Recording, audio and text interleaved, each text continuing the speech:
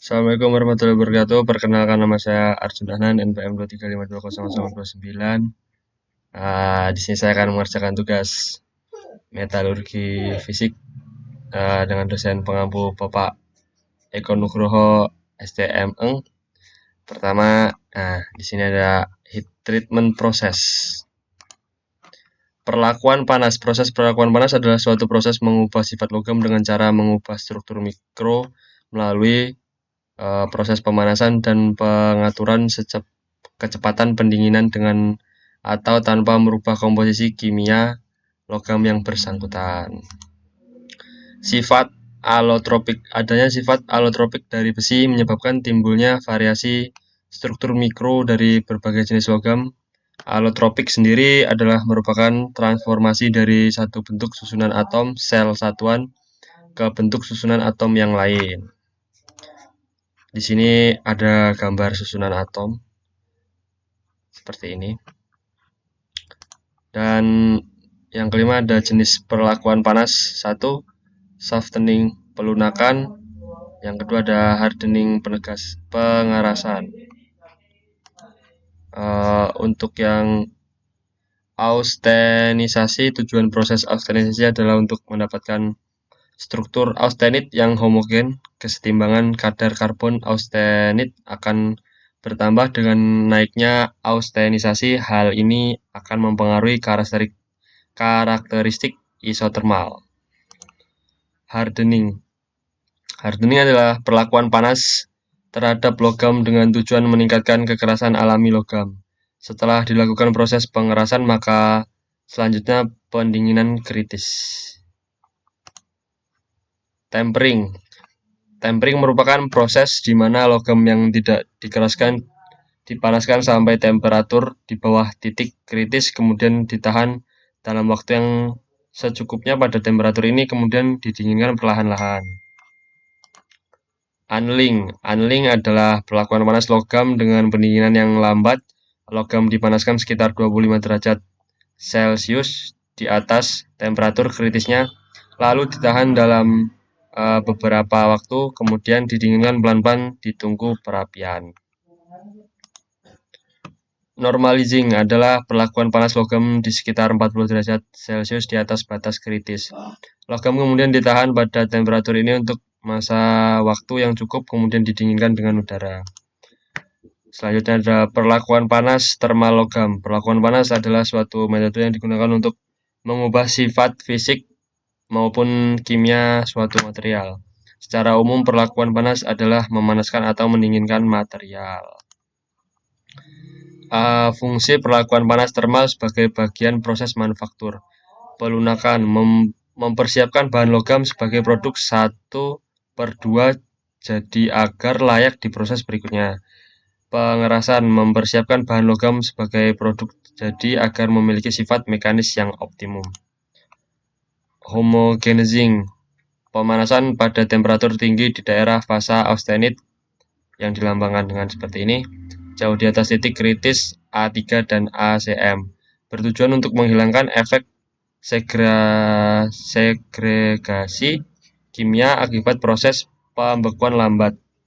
Yang ketiga ada ingot atau billet, memperbaiki mampu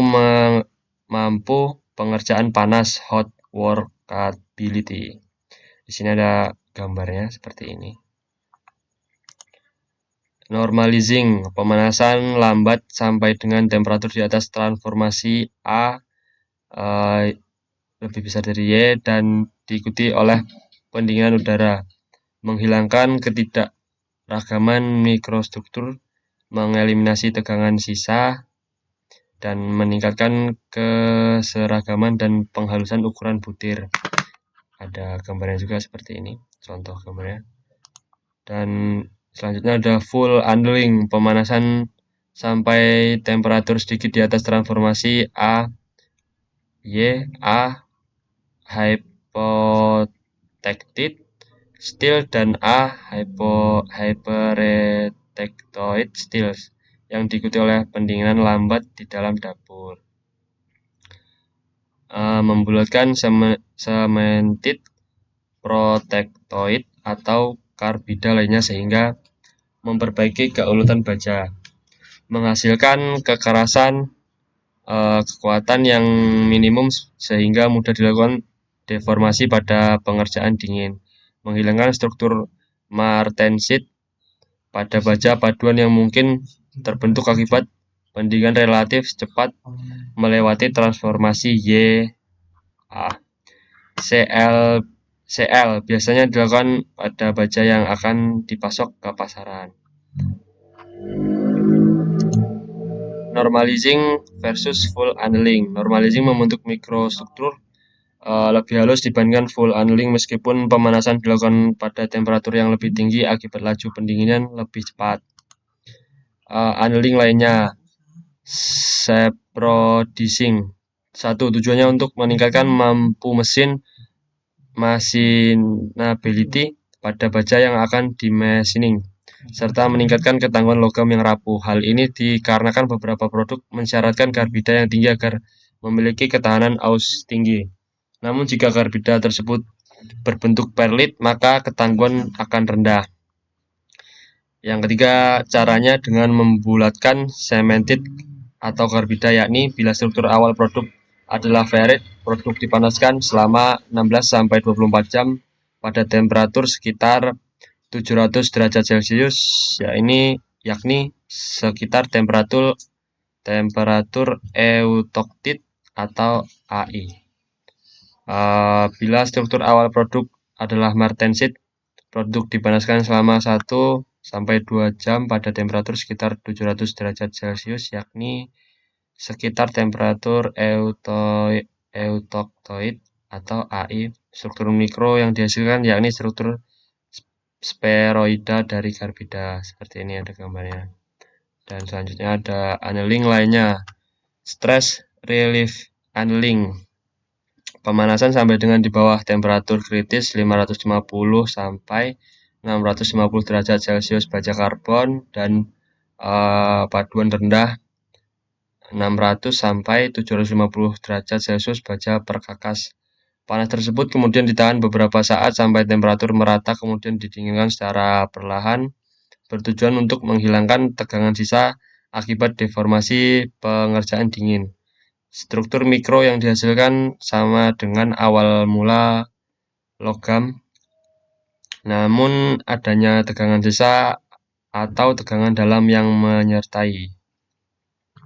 Selanjutnya ada resiliation annealing, pemanasan sampai dengan temperatur 600 derajat Celcius sedikit di bawah temperatur kritis, bertujuan untuk membentuk butir poligon yang bebas tegangan dan mempunyai keuletan serta sifat konduktivitas baik, dilakukan pada baja setelah deformasi pengerjaan dingin. Temperatur yang dibutuhkan agar terjadi proses rekrutalisasi terpatung dan jenis logam dan besarnya deformasi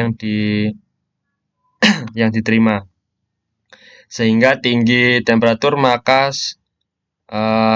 cepat terjadi. Ketika temperatur minimumnya tercapai, maka kekuatan tarik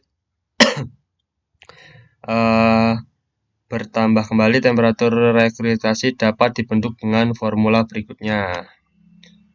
Formulanya berikutnya adalah seperti ini ya, contohnya formulanya. Selanjutnya adalah annealing lainnya. Quenching annealing dilakukan pada baja jenis austenic yang dehomogenizing atau recrystallization annealing, di mana diikuti oleh pendinginan cepat untuk menghindari terbentuknya endapan karbida terutama pada batas.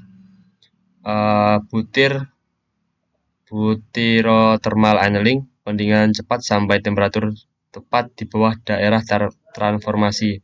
1-2 jam diikuti pendinginan udara. Proses ini juga disebut Grelitization annealing. Caranya yakni baja dipanaskan ke suhu lelah tinggi dari suhu kritis, kemudian ditahan untuk waktu yang lama, lalu cepat didinginkan ke suhu dengan udara. Tujuannya untuk transformasi dari austenit menjadi pesalin. Diperlukan waktu lama untuk menyelesaikan full annealing, terutama untuk baja anti karat, austetik, super kulet. Sedangkan annealing isotermal dapat sangat mempersingkat waktu dan proses ini untuk baja karbon tinggi 0,65%, baja perkakas, baja paduan jumlahnya adalah 10%. Isotermal annealing juga untuk mendapatkan ringan dan murnal sampai tetapi tidak cocok untuk di mesin ya. Terima kasih, sekian dari saya. Wassalamualaikum warahmatullahi wabarakatuh.